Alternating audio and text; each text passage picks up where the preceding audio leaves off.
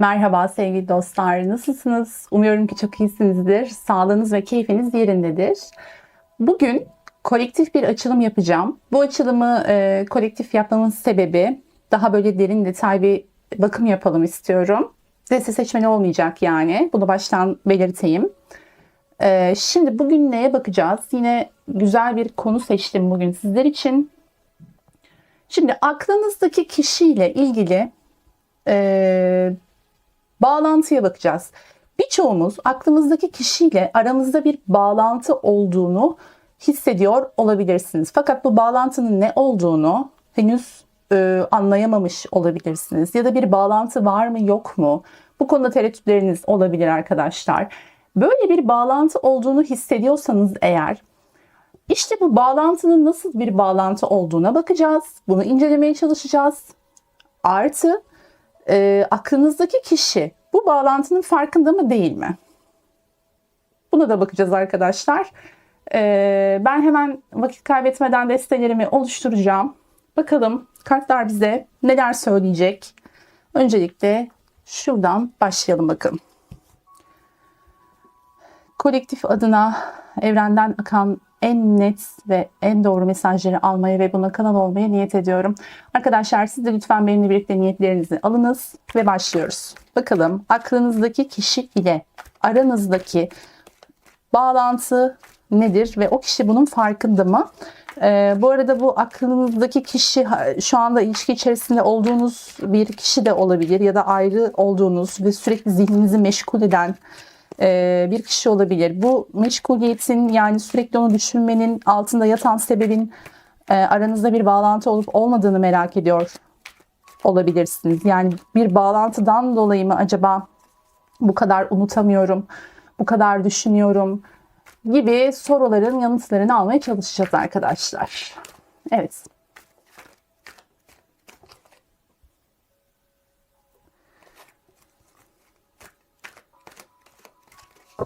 Bakalım kartlar bize neler söyleyecek.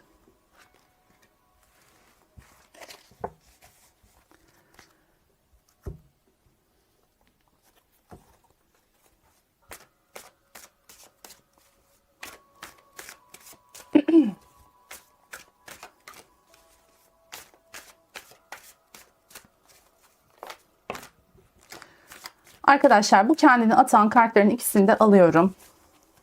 Aslında bir tane alacaktım ama madem 2 tane gelmek istedi. Peki.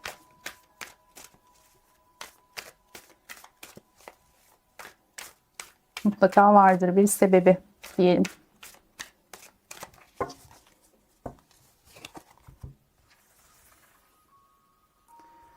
İlk gözüme çarpan kartı alıyorum.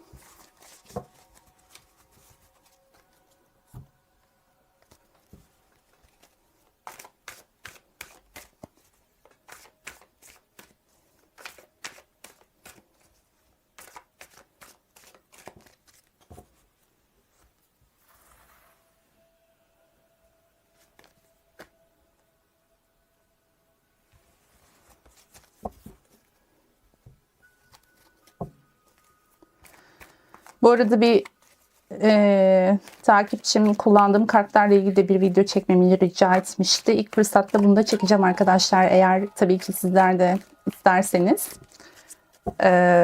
böyle bir videoda çekeriz. Kullandığım destelerle ilgili bir tanıtım videosu çekebiliriz dilerseniz. Evet, devam edelim bakalım.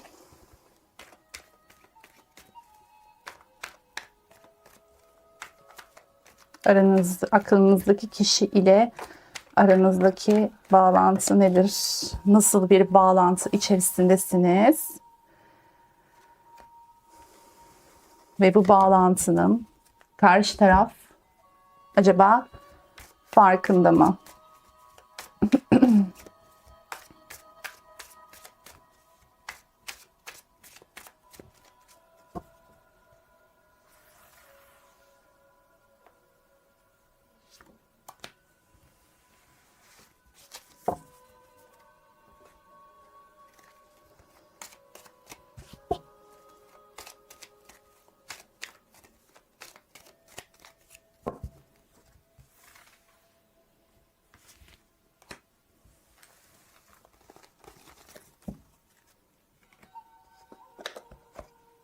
En sevdiğim destelerimden biri. Çok sade ve orijinal bir deste gerçekten arkadaşlar bu da. İlk destelerimden de biridir ayrıca. Çok severim kendisini. Evet, bunu da, bu kartları da aklınızdaki kişi bu bağlantının farkında mı değil mi? Bu soruların cevapları için çekiyoruz.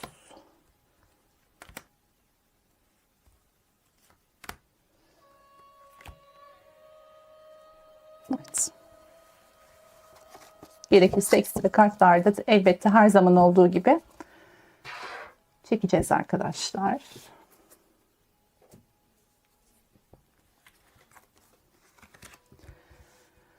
Evet, bakalım. Şimdi kartlarımızı bir açalım. Şöyle bir bakalım. Nedir aranızdaki bağlantının aslı astarı? Bir taraftan açarken diğer taraftan da şöyle inceleyelim.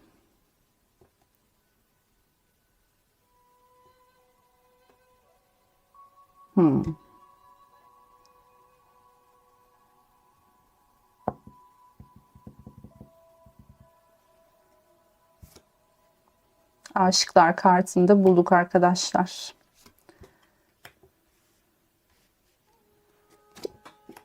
Evet.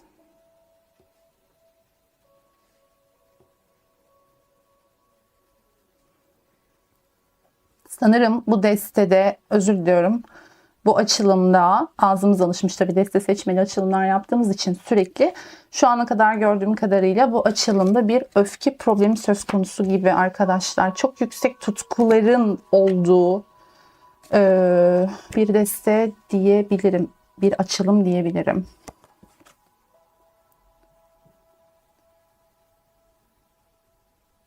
Evet. Bu kartları, bunları yorumladıktan sonra açmayı tercih ediyorum şu an arkadaşlar. O şekilde daha doğru olacağını düşünüyorum. Öyle bir bilgi attı şu anda bana. Evet. Şimdi başlayalım o halde. Şimdi aklınızdaki kişiyle aranızda arkadaşlar ciddi anlamda bir aşk ve tutku olduğunu çok net bir şekilde söyleyebilirim. Bunu hem aşıklar kartına hem de yakut kartına dayanarak yapıyorum bu yorumu. Bu öyle bir büyük bir tutku ki arkadaşlar. Şimdi bu sizden taraf olabilir. Karşı taraftan taraf olabilir. Yani bu yüksek tutku, duyulan bu yüksek tutku, bu şiddetli tutku. Ya da yani hem sizden karşı tarafa olabilir hem karşı taraftan size olabilir. Lütfen siz bunu kendinize göre yorumlayın. Ya da arkadaşlar her iki tarafın da karşılıklı olarak birbirine duyduğu aşırı tutku ve aşk duygusu olabilir. Şimdi bu görünürde böyle olmasa da bu durum perdenin arkasında böyle.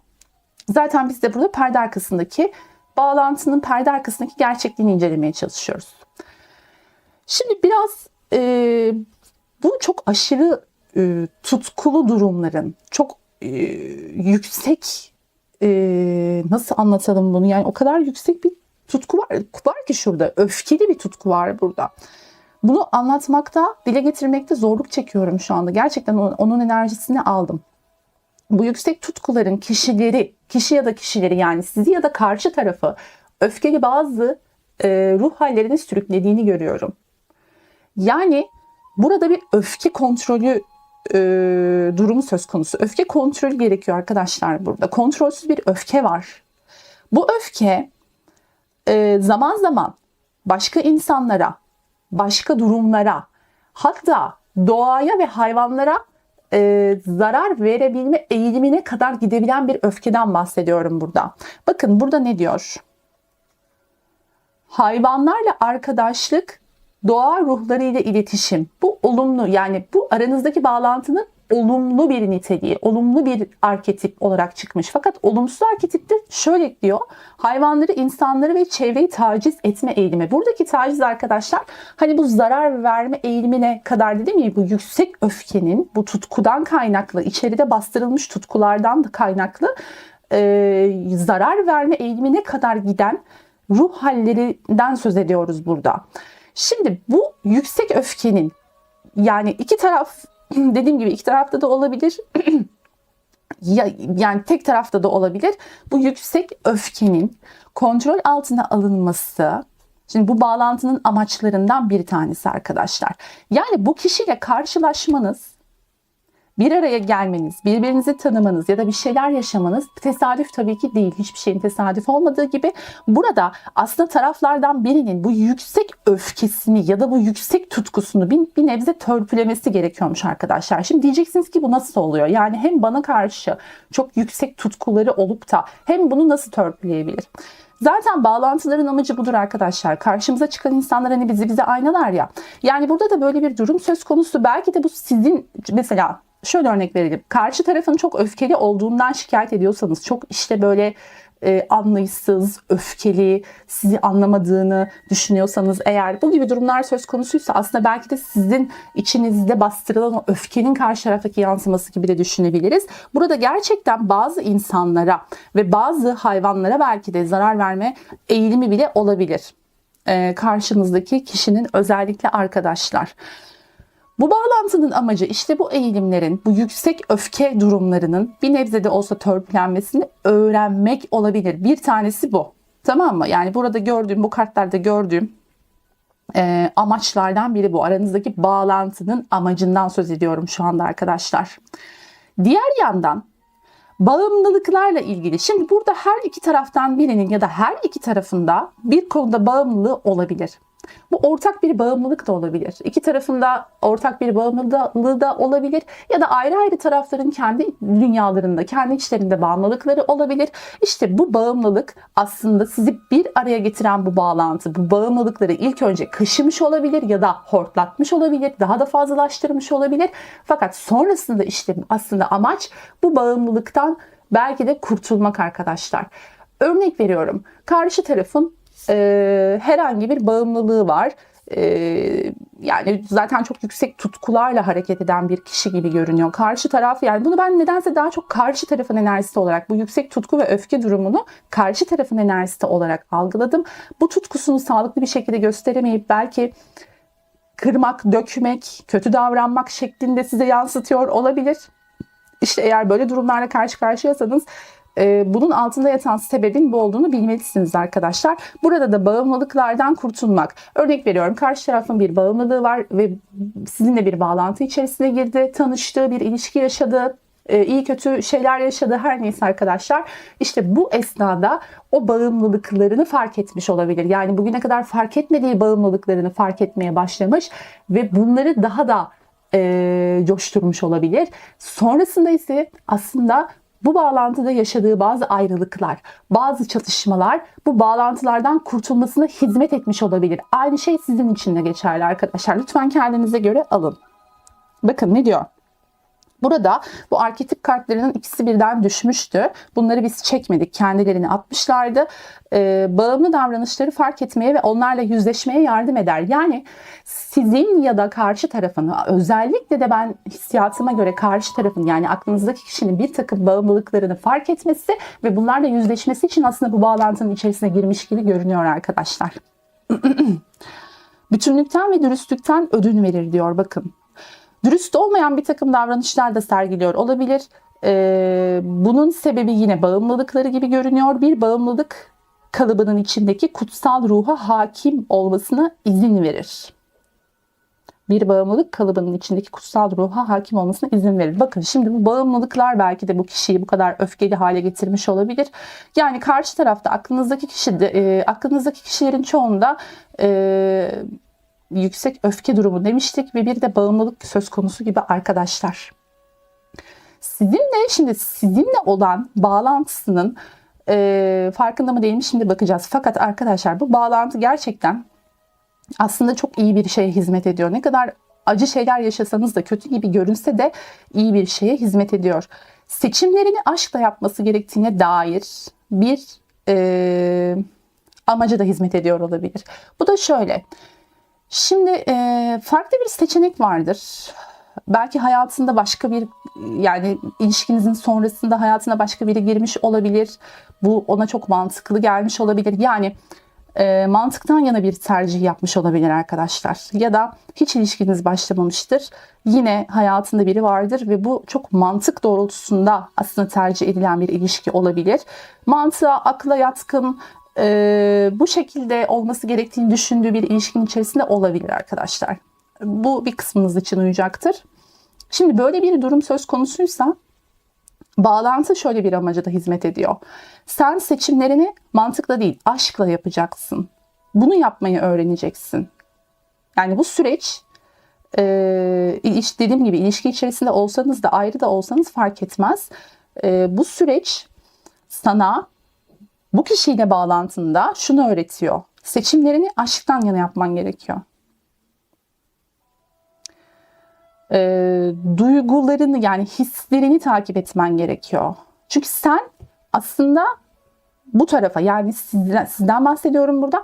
Sen bu tarafa ilgi duyuyorsun, bu tarafa tutku duyuyorsun, bu tarafa aşk duyuyorsun ve aşk duyduğun tarafa doğru seçim yapman gerektiğini sana bu bağlantı yavaş yavaş öğretecek. Acıta acıta, kanata kanata, her neyse arkadaşlar, bir şekilde karşı tarafa bunu öğretecek. Yani daha çok sanki karşı tarafa ders verme niteliğinde bir bağlantı bu. Tabii ki size de aynı şey sizin için de geçerli. Bakın, bu ilişkide benim gördüğüm kadarıyla ya da bu bağlantı içerisinde bir ilerleme kaydedilememiş. Bir ileri bir geri, bir ileri bir geri, sürekli yerinde sayan bir bağlantı var burada. İlerleme aslında şöyle, arka planda tabii ki çok ilerlemeler kaydediliyor. Buradaki az önce bahsettiğim amaçlara ulaşma konusunda güzel ilerlemeler kaydediliyor. Fakat görünürde bir şey yok. Hani siz diyorsanız ki hiçbir ilerleme yok, sürekli aynı şeyleri yaşıyoruz, birbirimizi tüketiyoruz gibi düşünüyorsanız arkadaşlar, şunu bilmelisiniz. Arka planda işleyen süreçte güzel ilerlemeler var. Çünkü sistem çalışıyor. Çünkü bağlantı amacına hizmet etmeye devam ediyor. Bakın, az önce dediğim gibi burada çok yüksek bir öfke durumu var. Bu öfke, kişi hem bu öfkeyi yenmek hem de ya da kontrol altına almak diyelim. Öfkesini kontrol altına almakla ilgili bir eğitiliyor resmen sistem tarafından bu bağlantı içerisinde. Bakalım, birazdan açacağız kartları. Seçimlerini aşktan yana, tutkularından yana yapması gerektiğinin farkına varmış mı bu kişi? Aklınızdaki kişi. Buna bakacağız arkadaşlar. Devam edelim. Bu bağlantı amacına ulaşacak mı diye bir soru varsa aklınızda, evet arkadaşlar, bu bağlantı amacına ulaşma yolunda gerçekten emin adımlarla ilerliyor. Şimdi siz burada mesela kalbinizle, içinizden gelen hislere sorabilirsiniz. Gerçekten ben bir bağlantı içerisinde olduğumu hissediyor muyum? Bu kişiyle benim aramda bir bağlantı var mı? Buna çok düşünmeden evet yanıtını verebiliyorsanız bu gerçektir. Ve bu bağlantı sizi de, aklınızdaki kişiyi de yavaş yavaş amacına doğru götürüyor. Her ne kadar durağan gibi görünse de, her ne kadar bir ileri bir geri yerinde sayıyormuş gibi gösterse de bu bağlantı amacına doğru emin adımlarla çok güzel bir şekilde ilerliyor arkadaşlar. Bunu söyleyebilirim. Şimdi burada demiş ki mesela, çıkmazdasın, attığın her adımdan olumsuz sonuçlar alıyorsun. Bakın, az önce bahsettiğim şu iki kart birbiriyle çok uyumlu. Attığın her adımdan olumsuz sonuçlar alıyorsun. Tüm çabaların boşa gittiği günlerden geçiyorsun. Evet, şu anda güncelde bütün çabalarınızın boşa gittiğini düşünüyor olabilirsiniz.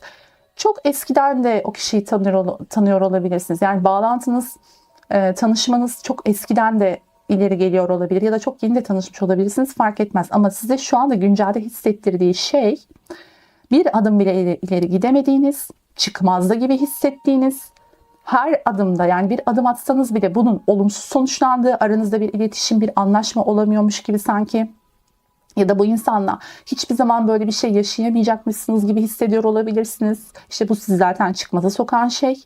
Tüm çabalarınızın boşa gittiği günlerden geçiyorsunuz. Evet, fakat bakın, hemen üstünde Joni kartı bize diyor ki, amacına ulaştığında ve güzellikler yaşadığında kutla. Yani sen eğer bu bağlantıya inanıyorsan, bu konuda kararlıysan sakın pes etme. Evet, zor günlerden geçiyorsun. İleri geri gibi geliyor. Yani yerinde sayıyormuşsun gibi geliyor. Bu da seni çıkmaza sokuyor. Fakat bak, bunun sonunda pes etmezsen eğer, bunun sonunda seni başarıya götürecek olan bir bağlantının içerisindesin. Yani hani bazı böyle ilişkiler vardır arkadaşlar. Bana bu açılım şöyle bir şey hissettirdi. Bazı ilişkiler vardır. Kopamazsınız ama ileri de gidemezsiniz. Böyle bir çok yüksek bir tutku vardır. İşte çekişme vardır. Sürekli her buluştuğunuzda, her konuştuğunuzda sağlıklı bir iletişim kuramıyorsunuzdur. İşte kavga, tartışma, sonuca bağlanmayan olaylar, durumlar. Ama aslında biliyorsunuzdur mesela olmayacak bu kişiyle ama kopamıyorsunuzdur. Yani iki taraf da kopamıyordur. Çünkü arada çok şiddetli bir çekim ve tutku vardır. İşte tam olarak böyle bir bağlantıdan bahsediyorum ben bu açılımda. Hani eğer böyle bir şeyin içindeyseniz bu açılım size uyacaktır arkadaşlar. Ve bakın diyorum ya işte bu öfke kontrolden çıkıyor bazen. Zarar vermeye kadar belki de gidiyor. Yani hem kendine zarar vermek hem doğaya ya da hayvanlara. Ya hayvanlara zarar derken şöyle. Normalde mesela böyle birisi değildir ama işte böyle bir yükseldiğinde, böyle öfkeli durumlarla karşılaştığında o eğilime doğru gidiyordur diyelim. İlla zarar vermesine gerek yok. Ve gerçekten bu bağlantıda her iki tarafında nefes almaya ihtiyacı var. Nefes almaya ihtiyacı var bu bağlantıda her iki tarafında kesinlikle arkadaşlar. Özetleyecek olursak, şu açtığımız kartları tekrar bir özetleyecek olursak, bağlantının içerisinde aşk var. Bağlantının içerisinde tutku var. Hem de yüksek bir tutku, cayır cayır yanan bir tutku var burada. İki taraf da birbirini çok istiyor, çok arzuluyor. Belki de bağlantıyı zora sokan şey de bu yüksek tutku olabilir. Çünkü tutkunun da yükseği zararlıdır. Kontrol edilemezse öfkeye dönüşür ve bu öfke zarar verir işte bağlantıya. Bu nedenle arkadaşlar ilişkiniz ya da bağlantınız içerisinde sizi çıkmaza sokan, bir türlü ilerleme kaydedemediğiniz durumun sebebi bu. Bu bağlantının içindeki sebep bu. Fakat buradaki olumlu niteliklere bakarsak, yani aslında olumlu nitelikler derken bağlantının hizmet ettiği olumlu sonuçlara bakarsak, bağımlılıklardan kurtulmak, daha anlayışlı, daha olgun bir seviyeye gelmek, özellikle karşı taraf açısından hissettiğimi söylemiştim. Aşkla seçimler yapmak gibi çok güzel olumlu sonuçlara hizmet eden bir bağlantının içerisindesiniz. Bu sizin için de geçerli olabilir. Peki bakalım. Bu kişi bu bağlantının farkında mı?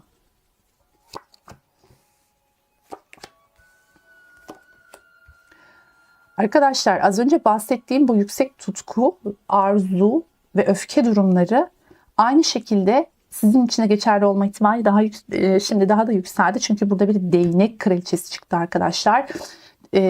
Aslında belki de şunu söyleyebiliriz burada. Bu bağlantıdaki karşı taraf, aklınızdaki kişi aynı şeyi kendisindeki o özellikleri sizde gördüğü için de sizde çok çekiliyor olabilir. Bu her ne kadar korkutucu ya da bilinmez gibi gelse de sizin o değnek kraliçesi formunuz, yani bayan olun erkek olun fark etmez. Değnek kraliçesi nedir? İşte tutkuları, arzuları yüksek ve bunları çok iyi kullanabilen, bunların farkında olan, olgunlaşmış ruh demektir. Böyle bir enerjidir değnek kraliçesi. Gerçekten tutkularıyla hareket eder. İşte bu zaten karşı tarafı size çeken şey yüksek tutkularınız diyebiliriz. Bunların arkadaşlar şimdi bu kişi bunun farkında mı diye sorduk. Bu kişi az önce bahsettiğim sizin de bu durumda olduğunuzun farkında. Fakat bu durum onu korkutuyor arkadaşlar. Bakın aranızdaki bağlantıyı çok yeni fark etmeye başlamış olabilir. Daha öncesinde bir bilinmezlik varmış. Şöyle söyleyelim. Daha öncesinde, yani bu çok yeni gerçekleşen fark etme durumunun öncesinde bir bilinmezlik varmış. Yani bir farkında olmama durumu ve sizdeki bu yüksek tutkunun da neden kaynaklandığını, yani sizi şöyle söyleyelim, sizi bir araya getiren o ortak özelliğin, bu yüksek enerjinin, aşkın, tutkunun ve öfkenin nedenini anlayamamış. Fakat şimdi yeni işte bu bilinmezlikten çıkmaya başlamış. Yani size doğru o da olmayacağını belki düşünürken, yani biz olmayız, biz uyumsuzuz aslında. Evet uyumluyuz ama hani sağlıklı bir ilişki yaşayamıyoruz. çok aşırı tutkulu bir ilişki olabilir bu. İşte bu da beni korkutuyor ama yine de çekiliyorum. Ama neden çekiliyorum? Yani madem olmayacağını düşünüyorsam, aşkla seçim yapmaktan korkuyorsam, bunu mantığımla yapmaya karar verdiysem, eğer dediğim gibi başka birini seçtiyse, mantıkla yaptığım, neden mantıkla başka birini seçiyor? Çünkü orada daha sağlıklı, daha kendini güvende hissettiği sağlam bir bağlantı olduğunu düşündüğü için karşı tarafa çekiliyor zaten. Karşı tarafı tercih ediyor. Mantık bunu söylüyor ama kalp, hissiyatlar tamamen sizi seçmesi gerektiğini söylüyor. Fakat bunun sebebini anlayamamış bu zamana kadar. Ama çok yeni arkadaşlar. Bakın, bu korktuğu durum, sizdeki onu korkutan ve aynı zamanda çeken bu durumun çok yeni farkına varmaya başlamış olabilir. Burada bir kılıç asımız var çünkü. Yani bu bilinç altında aslında bildiği fakat bilincine bir türlü çıkamayan şey yavaş yavaş artık bilinç altına çıkmaya başlamış olabilir. Ve bu durumda da belki de gözünü korkutan bu durum onun aslında, ya ben seçimimi aşktan yana yaparsam belki de çok daha sağlıklı, çok daha güvenilir bir ilişki içerisine girebilirim. Demek ki ben bunları bundan dolayı yaşıyormuşum. Bu insanla bundan dolayı karşılaşmışım. Belki de bu insan, yani sizden için söylüyor bunu. Belki de bu insan beni aynalıyor. Evet, ben de böyle olduğum için aslında ondan korkuyormuşum. Aslında ben ondan değil, kendimden korkuyormuşum dediği bir sürecin içerisinde ve işte o zaman bu bağımlılıklarını, bu zarar verme eğilimlerini ya da bu yüksek öfkesini kontrol altına alması gerektiğini çok yeni fark eden ve böyle olduğu zaman da daha sağlıklı bir ilişkinin içerisine gireceğini düşünen bir kişiden bahsediyoruz arkadaşlar burada. İşte bunları terk etmesi, bakın bu bahsettiğim şeyleri terk etmesi gerekiyor. Bu olumsuz olan, yani bu bağlantının hizmet ettiği o olumsuz durumlardan kurtulma olayını gerçekleştirmek için harekete geçmesi gerektiğinin farkında olan bir kişi var. Buraya bir kart daha seçeceğim elbette. Bu kılıç altılısının acaba doğru mu yorumladık? Bir onaylayalım bakalım. Evet arkadaşlar, bakın aşıklar çıktı. Yani aşıkları çektik. Burada da aşıklar, burada da aşıklar. Yani diyor ki aşka doğru gitmeliyim. Ben aşkta seçimler yapmalıyım. Evet, bu bağlantı bana, aramızdaki bu bağlantı bana bunu aslında anlatmaya çalışıyor. Ve kişi aşktan yana seçim yapmaya doğru gitmek bu. Aslında burada az önce bahsettiğim şey. Şimdi bu gidişi yorumlamıştım ama tam emin olmak istedim. Yanlış bir yorum yapmayalım diye. Evet, tekrar şurayı özetleyecek olursak, burada kişi bazı şeylerin farkına yeni varmaya başlamış. Size neden çekildiğini, neden bu kadar tutku duyduğunu, neden vazgeçemediğini yeni anlamaya başlamış ve olumsuz niteliklerinden kurtulup daha sağlıklı bir ilişki yaşamak ve aşkla seçim yapma konusunda harekete geçmesi gerektiğini de anlamış ve bunu da yapacak bir kişi var arkadaşlar burada. Yani bunu sadece anlamakla kalmamış, aynı zamanda bununla ilgili belki bir kısmınız ufak ufak değişimler, adımlar, hareketler görmeye başlamış olabilirsiniz. Yani bugüne kadar mantıkla yaptığı seçimlerin dışında aslında artık yavaş yavaş aşkla seçimler yapmaya başladığını hissediyor ya da görüyor olabilirsiniz. Bir kısmınız da yani çok yakın bir zamanda bunu görecek gibi görünüyor arkadaşlar. Çünkü iki yerde de aşıklar kartı çıktı. Evet, kişi eğer yaptıysa mantık doğrultusunda seçimler, az önce bahsettiğim gibi, onlardan, o seçimlerden uzaklaşıp aşka doğru geliyor. Evet, bakalım melekler ne diyecek bu konuda bize? Nasıl tavsiyelerde bulunacaklar?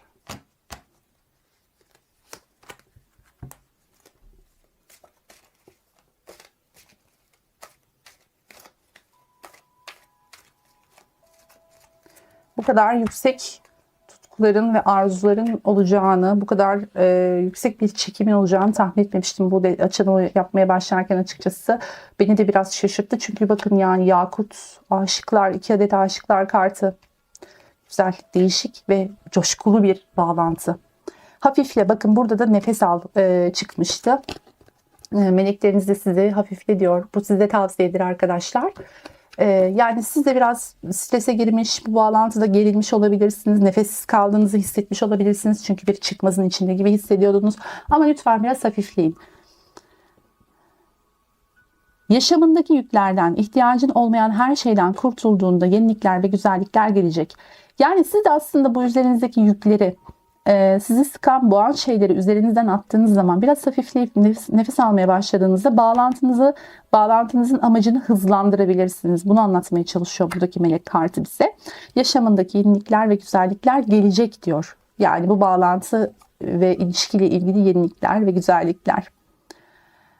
Diğer melek kartı ise şunu diyor. Araştırdığın kişi bir indigo, yani çok duyarlı, doğuştan lider demek. Bakın bağlantı, bu da karşı tarafa bir atıfta bulunuyor gibi. Indigo. Yani diyor ki aslında karşındaki insan ön yargılarını, belki de buradaki hafiflemek ön yargıları kırmaktan bahsediyor. Yani diyor ki bak, ön yargın varsa bağlantıda olduğun insana karşı bu ön yargılarından kurtulmalısın. Çünkü karşındaki kişi çok duyarlı ve doğuştan lider. Yani o doğru yolu seçecektir. O doğru yolu görecektir ve seçecektir. Bu konuda bir endişen olmasın. Aslında duyarsız gibi görünse de birçoğunuza, aslında karşınızda çok duyarlı bir kişi olduğunu, sizin de bu kişiye karşı bakış açınızı değiştirmeniz gerektiğini söylüyor arkadaşlar kartlar. Özetle. Evet, aranızdaki bağlantıyla ilgili yorumlarımız bu şekildeydi. Umarım sizler için aydınlatıcı olmuştur arkadaşlar. Hepinizi çok seviyorum. Kendinize çok iyi bakın. Bir sonraki açılımda görüşmek üzere. Hoşça kalın. Aşkla kalın. Like and subscribe.